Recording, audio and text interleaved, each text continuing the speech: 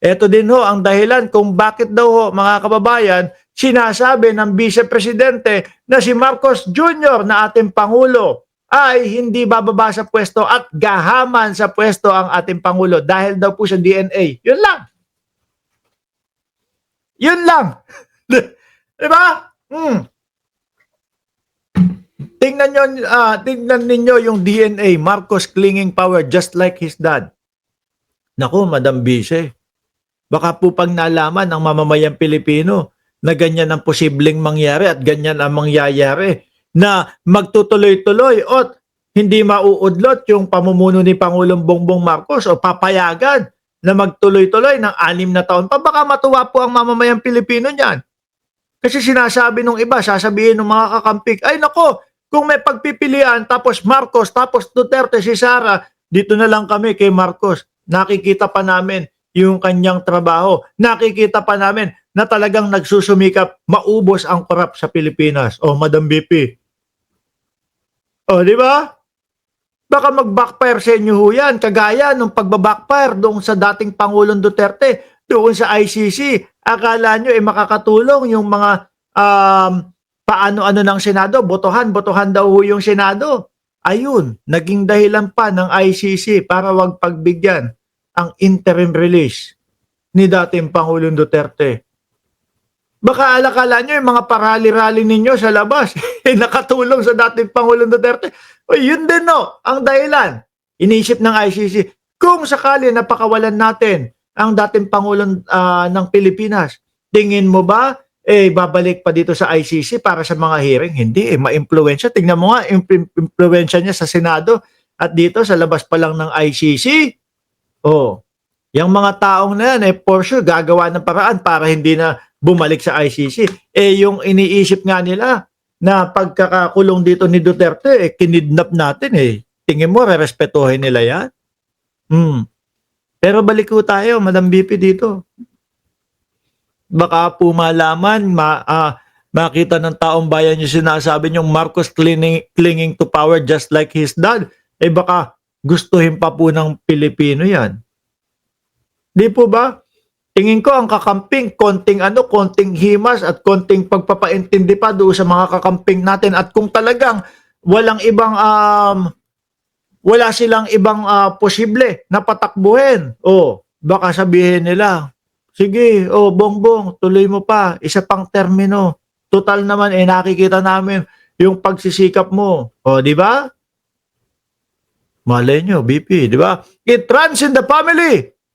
Vice President Sara Duterte hindi kaya nasasakta si Amy dito sa mga sinasabi ni Vice Presidente, Pamilya ibig sabihin, kasama siya dyan.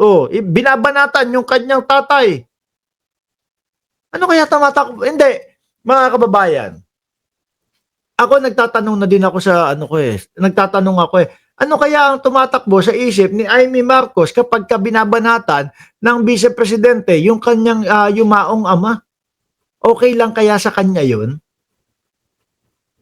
Di ba sabi ni Elma Singcuenco, Lacson siya, di ba?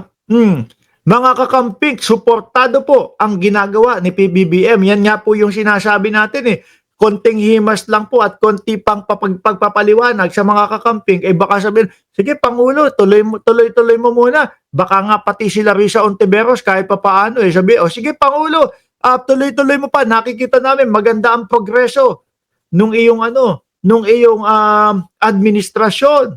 Hindi ho malayong mangyari yan, ha? Hindi magre-resign yan. Nakita nyo ba yung tatay? Ano kaya iniisip ni Amy dito? No? Ilang years yung senior, 20 years. That is a pointless call, ha? Tingnan nyo yung DNA. Ayaw niyang umalis sa pwesto. Wala ho ako nakita na senyales na si Pangulong Bongbong Marcos nagkakandara pa doon sa pwesto. Ayaw niya na mawala ang pagka-presidente sa kanya. Wala. Sila lang ho lagi ang nagsasabi ng mga DDS lang ho lagi ang nagsasabi noon. Ipinangsasangga nila doon sa mga issue nila. Keso sinisiraan ako, pinupolitika ako kasi alam nila ako yung susunod na presidente. At para mapanatili ni Marcos Jr. ang kanyang posisyon, sisiraan niya si Sara Duterte. Diyos ko po, sagutin yung mga issue. Wag ipinangaharang yung mga ganyan. Hindi maniniwala ang taong bayan. Totoo, hindi maniniwala ang taong bayan. Sabi ni Perpetua Peralta, hindi siya masasaktan dahil hindi naman siya Marcos. Lacson siya, kaya walang pakialam sa kapatid niya. Yun nga ang nakikita ko kay Amy Marcos, no? That is a hanging open challenge na hanggang ngayon ayaw niyang gawin. Na sinasabi ko, that is betrayal of public trust. Hindi naman po pwedeng ganun kasi 2 beses na din pong nakita ng mamamayang Pilipino na nagpa-drug test ang Pangulo. Oh, uto-uto na lang po kapag sinunod pa kayo, Madam Vice Presidente. No? Kami nga po, ang nakikita namin sa inyo, panay ho yung mga panay travel-travel lang ho paulit-ulit na paglipad simula po nung nakulong ang dating Pangulong Duterte, kung di ako nagkakamali sa bilang, 16 na beses na kayo lumipad, labas-masok ng ating bansa. No? Wala naman po kaming nakita na ginagawa ninyo. Puro bring him home lang po. Diba? Tapos ngayon, ibabalik ninyo. Wala na kayong masabi sa Pangulo. O ibalik natin yung yung bangag si Bongbong Marcos. Ulitin natin yung bangag si Bongbong Marcos kasi wala tayo Hanggat wala tayong naiisip na susunod na ibibintang kay Bongbong Marcos, bangag ulit siya. Di po ba nagsalita na yung mga taga St. Luke's na negative si BBM? Sabi ni Mary H. Sa drug test, ginawa nila? Dahil nga po sila DDS, nako, papaniwalaan po nila yung mga sarili nila. Yun lang ho yun, mga kababayan. If you are a president or vice president, you concentrate yourself to the service of the nation. Ano pa ba ginagawa ni Pangulong Bongbong Marcos? Hindi pa po ba yan nagsaserbisyo sa mamamayang Pilipino? Or baka kaya lang nasasabi ng ating Vice Presidente ito ay dahil puro mga kaalyado niya yung mga mukhang makakasuhan At puro mga kaalyado niya yung nagdedelikado na makulong. Di ba? If you are president or vice president, you concentrate yourself to the service of the nation. Ibig sabihin nun, ibibigay mo na ang sarili mo sa bayan. Kayo po, saan nyo ibinigay? At ano po yung mga ginawa ninyo? Sa loob po ng 2025, simula po Marso, hanggang ngayon wala kaming makita. Bukod doon sa pumunta kayo sa mga nasalanta. Tapos nagbabox yung iba nyong mga wala na. Tsaka tree planting yata. Di ba? Ibig sabihin nun, yung katawan mo, hindi na yan sa'yo. Sa bayan na yan. Biruin mo ang lupit magsalita ng ating Vice Presidente. Ano pa kaya ang gusto niyang gawin ni Pangulong Bongbong Marcos para makonvince siya? Or talagang hindi na makukonvince ang Vice Presidente? At ito pa, puro salita lang daw si Pangulong Bongbong Marcos. Hindi.